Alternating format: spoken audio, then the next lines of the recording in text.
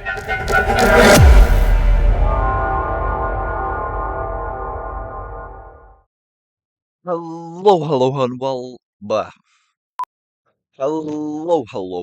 and welcome back to another video on the NGK_11 YouTube channel. It's been a long time. Yeah, it has been a very long time. Sorry for the line. I'll get this fixed in the video, but we are predicting the Premier League team of this season that comes out tomorrow, at 6 p.m. UK time. I think it is 6 o'clock content as they call it. So yeah, we are looking forward to that. So I wanted to put out predictions for that. The predictions for the Bundesliga one will come out earlier, as well as the Serie A one. They will also come out earlier. Um, they will come out probably a couple days before. It's just preparing all that. I had the La Liga one ready, if you guys want to see that. But that one will come out obviously a little bit later. I'm really excited to see this Premier League 11 that they release. Hoping it's somewhat like mine. I was looking through my team of the season prediction or team of the year prediction that I was supposed to come out with, and I was pretty spot on with that. So hopefully, yeah, that video never came out, by the way, so you guys no idea what I'm talking about. But yeah, and let's get into this video. So here we go into the team of the season starting 11. Obviously you can't see anyone right now. I will click and they will start to appear. First we have Alexander Isak, who I think played a clear role in this Newcastle team this year. He brought them to that trophy that they were looking for this season after a long trophy doubt, beating Liverpool, ruining their hope further of a double or a treble or anything. They were at the start of the year, they were looking at a quadruple. Everyone thought they were that team to beat, and Isak showed them he is the man to beat. Um, Obviously, finesse shot makes sense. Travella, power header, power shot. Then we have Holland. There we go. Holland, I feel like he made a pretty big difference, in that Manchester City squad that was struggling, missing that center defensive role of Rodri. Now, he didn't make a difference in that defensive role, but he stepped up, goals wise. He has put back goals no matter who's been there. Kevin De Bruyne has been in and out. So obviously he's been missing that clear set this whole time, but he still scores 20 plus goals in the Premier League. And I think that's something to be said for, given his whole role in this team is a target forward, a team which they just feed the ball into him in the box and he puts it back, or they feed it to him as he can run through the defense. And I think that's a key part that you kind of have to look at. He played a good role in the Premier League, despite the fact his team was below performance. And of course, we could not miss out on the man, the myth, the legend, Mohamed Salah. He has been. I've never seen a Premier League season quite like his. There's no other word for it. He has been one of the best ever Premier League players this season, and I think he is genuinely should be considered as one of the all-time greats. He should win the Ballon d'Or. He could win the Ballon d'Or. With his goal involvements in the Premier League, and I think that has something to be said for it. And I think he would have won had he not gone out early in the Champions League. So yeah. Then Gravenberch, yet another player from that Liverpool squad who has performed. He has stepped up into that midfield role. He has shown a passing prowess that they really did need, in that midfield where they had that attacking or such role from Alexis McAllister. They have a much more versatile player in Gravenberch, who has developed from his days at Bayern. And I think I'm happy to see him do so well at Liverpool. So yeah. Then Bruno Guimaraes. A lot of big teams have had their eyes on him. He's obviously been a standout player, in that Newcastle squad, bringing a physicality to the team, bringing a defensive, midfielder to that team that really does just lock down that midfield. Him with Joe Linton, him, those two together are a dream team. And unfortunately, we did not have room for Joe Linton as the final player is probably going to be a little bit controversial. Declan Rice. We saw how well he did against Madrid. You could argue that earns him a moments card. Probably right. But I think he's had a good whole season. He's been a very good defensive midfielder in that Arsenal team. Almost filling into midfield places where the other people weren't. Bringing them that second place in the Premier League. I think he was a key factor to that. Going on to our defenders, our right back was a bit of a tough choice. I'll admit that, and I'll explain why when we get there. But starting out with our left back, we have Anthony Robinson, arguably one of the best left backs in the world this season. Um, he's been one of the most successful, I think, in passing. He has just brought such a level to that Fulham team, a team realistically where that didn't really have that spark or anything, bringing them to a more successful season really than they should have had. They were mid-table again this season, but he really did keep them farther up. He had the defensive prowess. He had that passing. He had the whipped pass into the box there. So yeah, I think he was a key part to that team. And then going on to our two center backs, we'll start off with Gabriel. Obviously, Gabriel had a key part in that Arsenal set piece routine throughout the season. Him and his other teammate Saliba, they both stood out, and Gabriel really just has played that role during this season in the Premier League and in other competitions as well. He really just has brought Arsenal to that whole set piece success, I think. And realistically, you can argue with me about it, but who is there to argue there? He scored some of the most set pieces you'll ever see in a Premier League season. And speaking of Saliba, here he is in our other center back position. I gave Gabriel that slightly higher rating. I just felt he kind of deserved it for the physicality there. Obviously he was a more all-rounded player with the passing and such. But I think Saliba has played a key role in this team, and he really does shine in this Arsenal team. That Arsenal defense really is strong in the center. A little bit weak on the wide wings, but they really do just hold down the defensive line really well. Keeping players out, scoring goals, assisting. Both of them have done that. Showing that you know, it's not just a midfielder's job. Anyone can kind of do that, and they filled in really well there. And he did make right back. Trent did make right back. A lot of people were like, "Oh, well, obviously it's Trent. He won the Premier League. He's done so well." But as a right back, he hasn't. And a team of the season is judged on where you play, not where you could have played. He has not been the best right back in the world.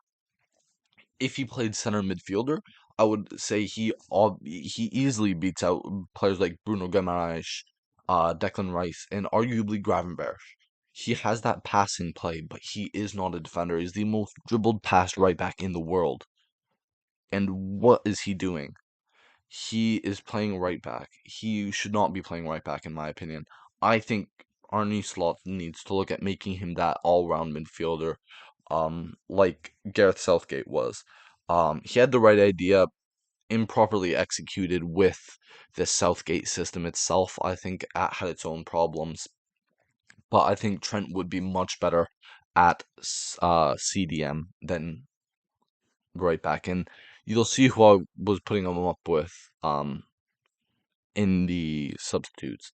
And as for the goalkeeper, I think there's no doubt who the best goalkeeper in the Premier League was this season. And obviously, it had to be Matt Sells. He has had a fantastic season, being the leader goalkeeper in the Golden Glove race. He has brought so much success to this Nottingham Forest team, along with his teammates, which, moving on to our substitutes. Obviously, I'm guessing you know who's featuring here. Chris Wood. I think he could have got the spot over Holland. It was a tough one for me there.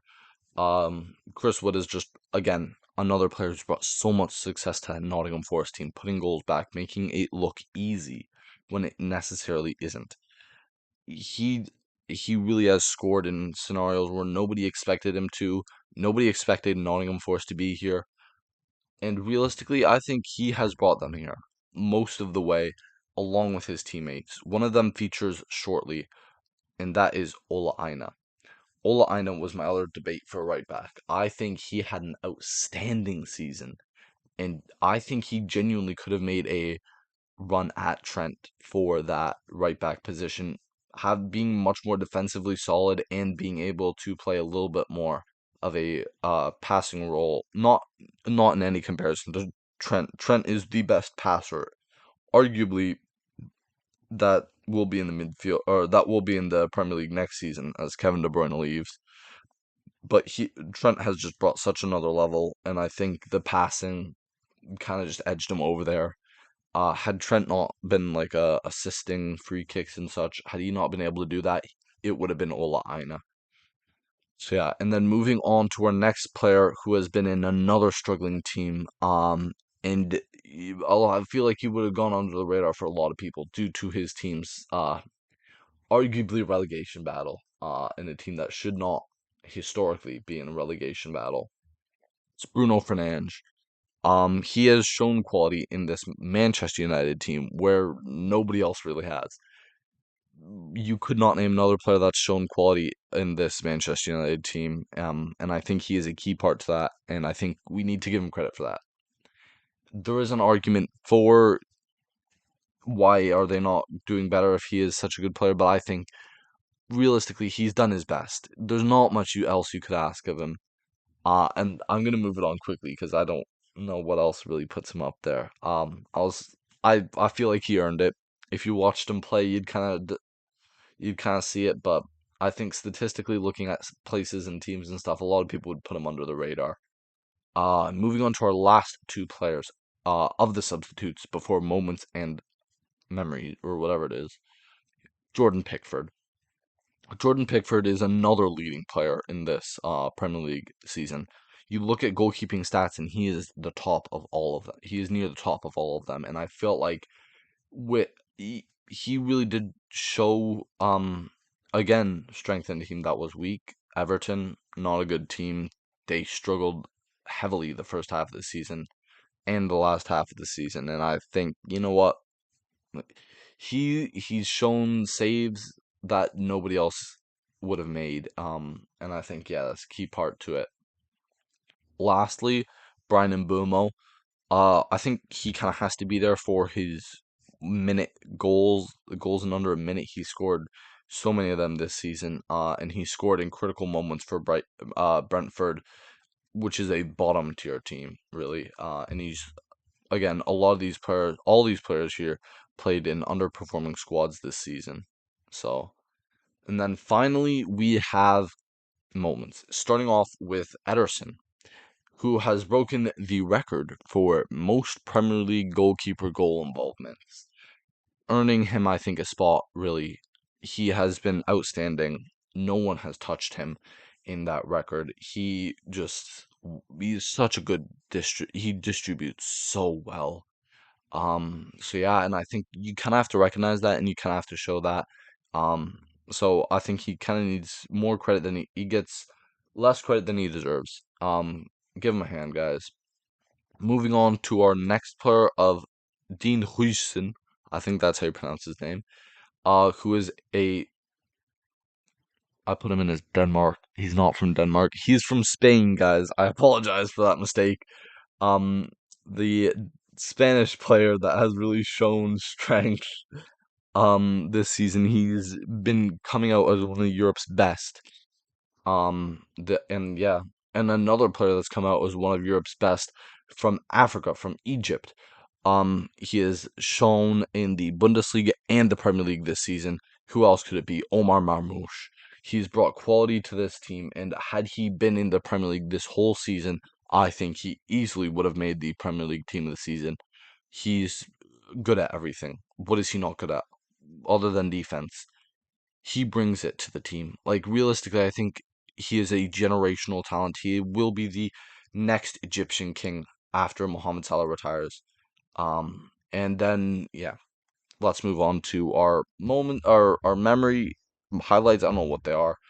I just kind of picked out players that I thought kind of deserved a mention here. Mateus Cunha, a player who's brought quality in the final moments of the season for Wolves. Cole Palmer, a player who was just developed at Chelsea, who was developed at Manchester City, moved to Chelsea, and has shown nothing but quality since, showing what Manchester City could have used. And could you never know. Then we might not have seen Marmoush, but Marmoush in the Premier League, if they played Cole at Cam, but you never know. And moving on to our final player, it is who else? The one of the youngest Premier League players ever, who's scored, Ethan Nwaneri.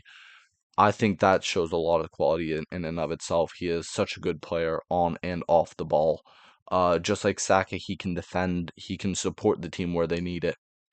And I think that has to be credited, especially for his age. And that concludes the end of the video. I think my Premier League team this season will be pretty accurate for tomorrow. Again, this is coming out realistically less than 24 hours before. I know the highlights have already been revealed, as Tarkowski, Maitoma, and Miles Lewis Skelly, I think it was. Um, but I did not actually know that before. This had been made. I finished it up today. But it had been made most of it yesterday. I just finished up the moments and stuff today. So yeah, you guys will see the next videos coming up, being the La Liga, the Bundesliga, obviously is next, and the Serie A. Those ones you'll see coming out soon. And yeah, if you like this content, please make sure to like and subscribe, as it would be greatly appreciated as a low, a little known YouTuber. I would greatly appreciate it. So if you guys would like and subscribe, I would greatly appreciate that. And leave me in the comments below if you think I missed anybody. So yeah, thank you, and I'll see you guys in the next video. Bye bye. Peace.